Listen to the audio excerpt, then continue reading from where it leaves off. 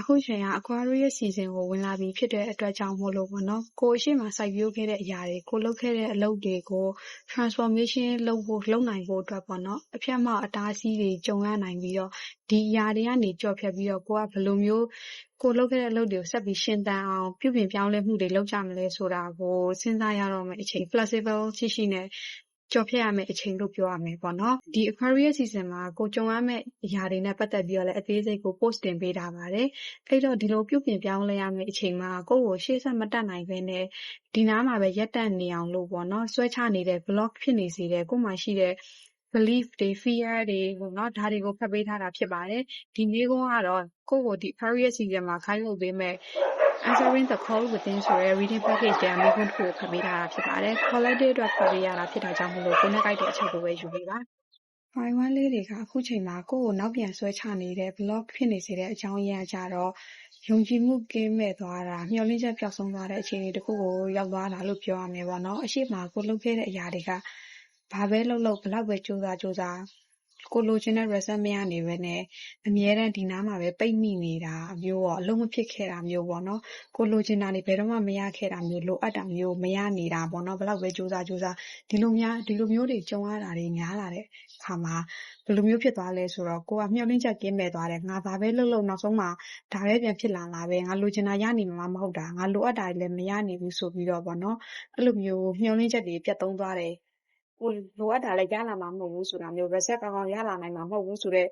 ယုံကြည်မှုပျောက်ဆုံးတာတွေဒါတွေဖြစ်လာကြတယ်ကိုလိုချင်တာကိုလိုအပ်နေတာတော့မရနိုင်ပဲနဲ့ရဲတဲ့လမ်းပိတ်တစ်ခုကိုပဲရောက်သွားတယ်ပေါ့နော်ဒုက္ခတွေရောက်တာဒါမှမဟုတ်နောက်ဆုံးမှာဘာမှအလုံးမဖြစ်ပဲနဲ့ဆိုးရွားတဲ့ reset တွေပဲရခဲ့တာမို့လို့ဒီလိုမျိုးမျှော်လင့်ချက်ပျောက်ဆုံးတာလက်လျှော့လိုက်တာပေါ့နော်အဲ့လိုမျိုးတွေကြုံတွေ့ရတာဖြစ်နိုင်တယ်ဒါကြောင့်မို့လို့ကိုကအခုချိန်မှာလည်းဘာမှလုပ်ချင်စိတ်မရှိစိတ်အားတက်ကြွမှုမရှိပဲနဲ့လက်လျှော့လိုက်ပြီးဖြစ်ချင်ရဖြစ်တော့ဆိုပြီးတော့ပေါ့နော်အဲ့လိုမျိုးလက်လျှော့လိုက်တာတွေ့ရတယ်လုံနေရင်တော့မှကိုလုံတဲ့အလုပ်တွေကိုတိတ်ပြီးစိတ်အားမထက်တန်တော့ဖြစ်ချင်ရဖြစ်တော့ဆိုပြီးဒီတိုင်းပဲမလွဲတာမရှောင်တာမို့လို့ဒါလုံးလက်စားမို့လို့ဒါဆက်လုပ်နေတယ်ဆိုတဲ့ပုံစံမျိုးကိုတွေ့ရတယ်ပေါ့နော်အဲ့တော့ဖိုင်ဝမ်လေးတွေလောက်ရမှာတော့ပျောက်ဆုံးသွားတဲ့ယုံကြည်မှုတွေမျှော်လင့်ချက်တွေစာပြန်ပြီးတော့ယုံကြည်ပေးဖို့မျှော်လင့်ချက်ပြန်ထားဖို့ပေါ့နော်အဲ့လိုမျိုးကိုယ့်ကိုပြန်ပြီးပြင်ဆင်ရမှာပေါ့ negative ဘက်ကိုမဖြစ်နိုင်တော့ပါဘူးဆိုတော့ negative ဘက်ကိုအရင်မတွေးဖို့လိုတယ်ကိုယ့်ရဲ့လိုချင်တာတွေရနေပြီးသားရှိနေပြီးသားပြည့်စုံနေပြီးသား version ရဲ့ frequency energy level ကဘယ်လိုရှိမလဲဆိုတာကိုလှမ်းခံစားပြီးတော့ meditation တွေထိုင်တာတို့ပေါ့နော် energy ပြန်ချိတ်ဆက်ပြီးတော့ energy alignment ဖြစ်အောင်ပြန်ပြီးတော့လုပ်ကြည့်ပေါ့နော်ပြန်ချိတ်ဆက်ပြီးတော့ healing တွေလုပ်ကြည့် meditation ထိုင်တာတွေပေါ့နော်အဲ့လိုမျိုးပြန်ပြီးတော့လုပ်ကြည့်ပါဒါဆိုရင်ကိုယ့်ရဲ့ကံတွေကပြန်ပြီးပွင့်လာလိမ့်မယ်ပေါ့နော်အခုချိန်မှာကိုကဘာဆက်လုပ်သင့်ပြီးဘယ်တွေသွားသင့်ပြီးဘာလုပ်ဖို့အချိန်တန်ပြီးဆိုတဲ့ so calling တွေ message တွေရောရလိမ့်မယ်ကိုယ့်ရဲ့စိတ်ထဲမှာလည်းသိနေလိမ့်မယ်ငါကဘယ်ဟာကိုလုပ်သင့်ပြီးဆိုတာမျိုးပေါ့နော်ပြီးတော့ကိုယ့်ရဲ့လက်ရှိအခြေအနေတွေကလည်းတစ်ခုခုကိုလုပ်ရအောင်တွန်းပို့နေတဲ့အခြေအနေမျိုးတွေရောက်နေလိမ့်မယ်ဒါပေမဲ့ကိုကတော့ကိုယ့်ရဲ့စိတ်ထဲမှာမျှော်လင့်ချက်တွေကပြတ်သုံးနေပြီးအားလျှော့နေပြီးမို့လို့ဘာမှမလုပ်ပဲနေရာမှာပဲထိုင်နေမိတာတွေ့ဝေနေမိတာဒီလိုမျိုးတွေဖြစ်နေလိမ့်မယ်ပေါ့နော်အဲ့တော့အဲ့လိုမျိုးတွေလုပ်နေမယ်စာထပြီးတော့လုပ်ကြည့်လိုက်အခုချိန်မှာကို message ရနေတာကို calling ရနေတဲ့ဟာကိုထပြီးတော့လုပ်လိုက်ပေါ့နော်ဒါဆိုရင်ကိုယ့်ရဲ့ကံလမ်းကြောင်းတွေကတဖြည်းဖြည်းနဲ့ပြောင်းသွားလိမ့်မယ်ပေါ့အရင်ကလိုမျိုးပိတ်နေတာမျိုးမဖြစ်တော့ဘဲနဲ့လမ်းကြောင်းတွေပွင့်လာလိမ့်မယ်အခုချိန်ကကိုလှုပ်လိုက်တဲ့အရာတွေကကိုယ့်ကိုပြန်ပြီးတော့အကျိုးပေးမဲ့အချိန်ပေါ့နော်ကိုနဲ့တကယ်ထိုက်တန်တာတွေကိုရသင့်ရထိုက်တာတွေကကိုယ့်ရဲ့လမ်းကြောင်းပေါ်ကိုပြန်ပြီးရောက်လာလိမ့်မယ်ကိုယ့်စီကိုဝင်လာလိမ့်မယ်ဒါပေမဲ့ကိုကခုနလိုမျိုး negative အတွေးတွေနဲ့ပဲလုပ်နေလို့မရဘူးပြီးတော့ကိုယ့်ရဲ့ဒီလိုမျိုးအမြင့်ဆုံး version ကိုယ့်ရဲ့ဓာတ်တွေအားလုံးရနေပြီးသား version နဲ့ energy alignment ဖြစ်နေဖို့လိုတယ်အဲ့လိုမဟုတ်ပဲကိုကလှုပ်တာလှုပ်နေတယ်ဒါပေမဲ့မရနိုင်ဘူးမဖြစ်နိုင်တော့ပါဘူးဆိုပြီးတော့ဇက်တိုက်ပဲတွေးနေမယ်ဒီလိုမျိုးပဲတကားတွေပိတ်ထားမယ်ပေါ့နော်အခွင့်အရေးတွေမဝင်လာနိုင်အောင်ဒီအတွေးတွေနဲ့ကြောက်ရွံ့စိတ်တွေနဲ့ပဲဒီယုံကြည်မှုတွေနဲ့ပဲတကားတွေပိတ်ထားမယ်ဆိုရင်ဒီလိုမျိုးပဲဆက်ပြီးကြုံရနိုင်ပါတယ်အဲ့တော့ကိုယ့်ရဲ့အတွေးကိုပြောင်းပြီးတော့လုပ်ဆရာရှိတာကိုလုပ်ကြည့်ပါဒါဆိုရင်ကောင်းတဲ့အရာတွေရလက်ခုံတွေရလာပါလိမ့်မယ်ဒီ reading က answering the call within ဆိုတဲ့တဲကမိခွန်းတစ်ခုကိုဖတ်ပေးထားတာဖြစ်ပါတယ် collective ဖတ်ရတာဖြစ်တာကြောင့်မလို့အတူချုပ်ပြီးတော့ပဲဖတ်ပေးထားပါတယ် personal reading မှာတော့ဒီထက်ပိုပြီးအသေးစိတ်ဖတ်ပေးသွားမှာဖြစ်ပါတယ် I2 လေးတွေကိုလက်ရှိဒီနေရာမှာပဲရပ်တန့်နေစေတဲ့ block ဖြစ်နေစေတဲ့ပြန်ဆွဲချနေတဲ့အကြောင်းအရာကြတော့ပေါ့နော်အခုချိန်မှာကိုကဘာလုပ်ရမယ်ဆိုတော့ so calling တစ်ခုကတော့ရနေလိမ့်မယ်ကိုယ့်ရဲ့စိတ်ထဲမှာဘာလုပ်ရမယ်ဆိုတာသိနေလိမ့်မယ်ဒါပေမဲ့အဲ့ဒါကိုလုပ်ဖို့ပေါ့နော်ကောင်းကောင်းမွန်လုပ်လိုက်ဖို့စက်တိုက်လုပ်လိုက်ဖို့ကကိုယ့်ကိုပြန်ပြီးနောက်ပြန်ဆွဲနေမိတယ်ကိုယ်တိုင်လုပ်ယူမယ်စာအခြေအနေတွေကသူ့ဘာသူတွန်းဖို့မှာဖြည်းဖြည်းချင်းမျောပြီးတော့လိုက်သွားမယ်ဆိုတဲ့ပုံစံမျိုးလေးတွေ့ရတယ်ပေါ့နော်အဲ့ဒါကဘာလို့လဲဆိုတော့ကိုယူရမယ့်တာဝန်တစ်ခုဒီ role တစ်ခုကကိုယ့်အနေနဲ့တခါမှမလုပ်ဘူးတဲ့နေသားမကြဘူးတဲ့ပုံစံမျိုးတစ်ခုဖြစ်နေလို့ပေါ့နော်အဲ့ဒါကဥပမာဒီလူမြင်သူမြင်ထွက်ရတဲ့ leadership role တွေလည်းဖြစ်နိုင်တယ်ကိုကအရင်လိုမျိုးသူများနောက်ွယ်မှာပုံနေရတာနေရတာသူများဥဆောင်မှုနောက်ကလိုက်ရတာမဟုတ်ဘဲနဲ့ကိုတူးကိုခြုံပြီးတော့ကိုတိုင်ကဥဆောင်ပြီးတော့ရှေ့ထွက်ရတဲ့အလုပ်မျိုးတွေလည်းဖြစ်နိုင်တယ်ပေါ့နော်အထူးသဖြင့်တချို့တွေကတော့ spiritual journey မှာကိုကပြန်ပြီးတော့ leadership လုပ်ပေးရမယ်သူမျှဝေပေးရမယ် soul mission မျိုးပါလာရတာမျိုးတွေဖြစ်တတ်တယ်ပေါ့နော်ပြီးတော့ကိုကဒီလိုမျိုးပြန်ပြီးတော့အလုပ်လုပ်ပေးနိုင်ဖို့လမ်းပြပေးနိုင်ဖို့ပေါ့နော်ကိုအခုလုပ်ဆရာရှိတဲ့တာဝန်မျိုးတွေလုပ်နိုင်ဖို့တော့ကိုကအရှိဘွားပေါင်းများစွာတွေကဒီလိုဘာရှင်းကိုရောက်ဖို့ပါရမီဖြည့်ခဲ့ရတာစောင့်ခဲ့ရတာဒီလိုမျိုးတွေဖြစ်နိုင်တယ်ပေါ့နော်ဒါမှမဟုတ်ဒီလို soul mission ကိုဒါမှမဟုတ် leadership position တခုနဲ့အရင်ဘဝမှာအလုပ်လုပ်ခဲ့ရင်းနဲ့ကို့မှာနည်းနည်း trauma ရစရာလေးတွေအဲ့လိုမျိုးလေးတွေပါလာတာလည်းဖြစ်နိုင်တယ်အဲ့တော့ကို့အတွက်ဒီ energy ကနေသားကြမနေဘူးပေါ့နော်ဒီ role တခုကိုယူဖို့ကို့အနေနဲ့စိတ်ထဲမှာနည်းနည်းနေသားကြမနေဘူးအဲ့တော့ဘာလို့မှမသိတဲ့တွန့်ဆုတ်နေရဲ့နည်းနည်းလေးတိတ်ပြီးတော့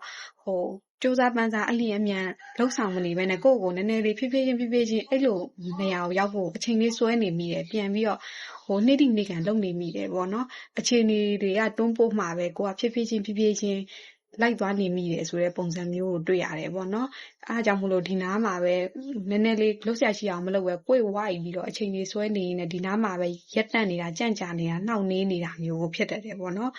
်ဒီလိုမျိုးဖြစ်တာကလည်းဒီလိုမျိုးကိုယ့်ရဲ့ past life ကအဖြစ်အပျက်တွေကို healing မရသေးတာကြောင့်လည်းဖြစ်ခြင်းဖြစ်မယ်ဒါမှမဟုတ် energy အသစ်ကိုအသားမကျနိုင်သေးတာလည်းဖြစ်ခြင်းဖြစ်မယ်ဒါပေမဲ့တကယ်တော့ဒါကိုလုပ်ရမယ့်လုပ်ရဲဆိုတာကိုယ့်ကိုယ်လည်းသိနေလိမ့်မယ်ကိုလုပ်ရင်လုပ်တလောက်ဒီလောက်ကမြန်မြန်ဆန်ဆန်ကိုဖွင့်ဖြိုးပြီးတော့အရှိန်ဟုန်တစ်ခုရလာလိမ့်မယ်ပေါ့နော်အဲ့တော့နှောင့်နှေးမနေပဲကိုလုပ်ဆရာရှိအောင်လုပ်လိုက်ပေါ့နော်ဘာပဲဖြစ်ဖြစ်ရင်ဆိုင်ဆရာရှိတာကရင်ဆိုင်ရမှာပဲဘလောက်ပဲနှေးနေရင်လေးကန်လုပ်နေမယ်အချိန်ဆွဲနေမယ်ဆိုရင်ကိုယ့်ကိုအတင်းတွန်းပို့မဲ့ကိုမဖြစ်ချင်တာဟာတွေနည်းနည်းခက်ခဲကြမ်းတမ်းပြီးအတင်းမဖြစ်မနေတွန်းပို့မဲ့အခြေအနေမျိုးတွေပေါ်လာတတ်တယ်ပေါ့နော်အဲ့တော့ကောင်းကောင်းမွန်အခြေအနေတွေပေးတော့မှအခြေကိုသွားပြရှိတာသွားလိုက်ပေါ့နော်အဲ့လိုမှမဟုတ်ရင်ကိုယ့်အတွက်နည်းနည်းခက်ခဲတဲ့အခြေအနေတွေအတင်းတွန်းပို့မဲ့အခြေအနေတွေမျိုးကိုကြုံလာရတတ်ပါတယ်ဒီ reading က answering the call within ဆိုတဲ့ reading တွေကမေးခွန်းတစ်ခုကိုဖတ်ပေးတာဖြစ်ပါတယ် collective အတွက်ဖတ်ရတာဖြစ်တာကြောင့်မလို့အတူချုံပြီးတော့ပဲဖတ်ပေးတာပါတယ် personal reading မှာတော့ဒီထက်ပိုပြီးတော့အသေးစိတ်ဖတ်ထားပေးသွားမှာဖြစ်ပါတယ်Point 3လေးတွေကကိုယ့်ကိုနောက်ပြန်ဆွဲချနေတဲ့ကိုယ့်ကို block ဖြစ်နေစေတဲ့အကြောင်းရင်းတွေကကြတော့ပေါ့နော်ကိုကလက်ရှိမှာ level 1တစ်ခုကိုရောက်လာပြီ chapter 1တစ်ခုကိုစတင်တဲ့အချိန်ကိုရောက်လာပြီပေါ့နော်ကိုယ်တိုင်ကလည်းရှေ့ဆက်သွားရမှာကိုသိတယ်ပေါ့နော်ပြီးခဲ့တဲ့ Capricorn season မှာကိုအစိတ်ချပြီးစိုက်ပျိုးခဲ့တဲ့အရာတွေကိုစတင်ခဲ့တဲ့အရာတွေကနောက်တစ်ဆင့်ကိုတက်ရတော့မယ်ဆိုတာသိတယ်ပေါ့နော်အဲ့တော့ကိုကစတင်ဖို့ idea တွေအများကြီးရနေလိမ့်မယ်ဟိုကလည်းလုပ်ရမယ်ဒီလိုလည်းလုပ်ရမယ်ဟိုကလည်းလုပ်ချင်တယ်ဒီကလည်းလုပ်ချင်တယ်ဆိုတဲ့ message ပေါင်းများစွာကြားထဲမှာကိုကဘယ်ဟာတကယ်လုပ်ရမလဲဆိုတာကိုကိုယ်တိုင်မခန့်ခွဲနိုင်တော့ဘူးပေါ့နော်မခန့်မှန်းနိုင်တော့ဘူးဘယ်ဟာငါတကယ်လုပ်ရမယ့်အရာလဲဆိုတာလည်းမသိတော့ဘူးဟိုကလည်းလုပ်ချင်ဒီကလည်းလုပ်ချင်ဟိုကလည်းတာဝန်ယူချင်ဒီကလည်းတာဝန်ယူချင်ပေါ့ကိုယ့်အတွက်အာယုံပြန့်ကျဲနေတဲ့အရာတွေကအရင်ကများနေတယ်ပေါ့နော်ဒါပေမဲ့တကယ်တမ်းမှာကိုဘာလုပ်သင့်လဲဆိုတဲ့ message တစ်ခုကိုရလာအောင်သိလာအောင်လုပ်မယ်ဆိုရင်တော့ကိုယ်တိုင်ကကြားသလိုလိုမကြားသလိုလိုသတိပြုမိသလိုလိုသတိမပြုမိသလိုလိုနဲ့အာယုံမဆိုင်နိုင်ပဲတွေ့ဝေဝါးနေတတ်တယ်ပေါ့နော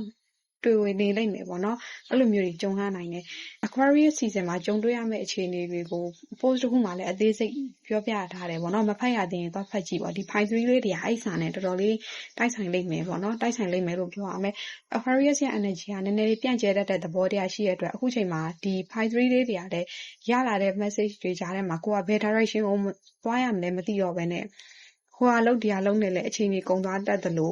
တကယ်လုပ်ရမယ့်အရာကိုလည်းမရသိမနေပဲနဲ့အချိန်ကြီးကုန်ပြီးတော့နေရာမှာပဲရက်တက်နေရတာမျိုးတွေကြုံရနိုင်တယ်ပေါ့နော်အဓိကကိုယ့်ရဲ့အာယုံစူးစိုက်နိုင်စွမ်းပျောက်ဆုံးသွားလို့ကိုယ့်ရဲ့ mind body soul က align ဖြစ်မနေလို့ဆိုတဲ့သဘောတရားကိုတွေ့ရတယ်အဲ့တော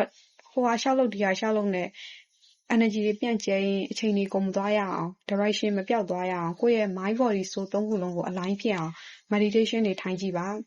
ကိုကဘာလုပ်ရမလဲဆုံးဖြတ်တဲ့အခါမှာကိုစိတ်ငြိမ်အောင်အရင်လုပ်ပြီးတော့ဘာလုပ်ရမလဲဆိုတာကိုယ်တိုင်ဆုံးဖြတ်ပြီးတော့မှတစ်ခုခုကိုရွေးချယ်စတင်ပေါ့နော်အဲ့လိုမဟုတ်ပဲဟိုကလည်းစတင်လိုက်ဒီကလည်းစတင်လိုက်ဟိုနားကိုလည်းပြောင်းလိုက်ဒီနားကိုလည်းပြောင်းလိုက်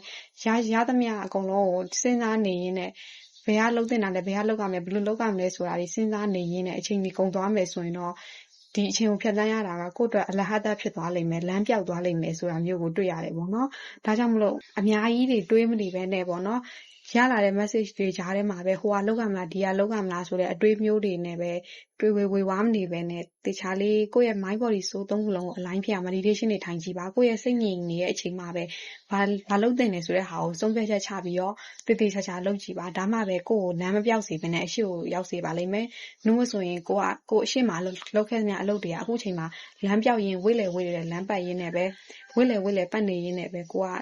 ဒီနားမှာပဲရပ်တန့်သွားနိုင်ပါတယ်ဒီ reading ကတော့ answering the call within ကမေးခွန်းတစ်ခုကိုဖတ်ပေးထားတာဖြစ်ပါတယ် quality အတွက်ဖတ်ရတာဖြစ်တာကြောင့်မို့လို့မတူချုံပြီးတော့ပဲဖတ်ပေးထားပါတယ် personal reading မှာတော့ဒီထက်ပိုပြီးတော့အသေးစိတ်ဖတ်ပေးသွားပါမယ်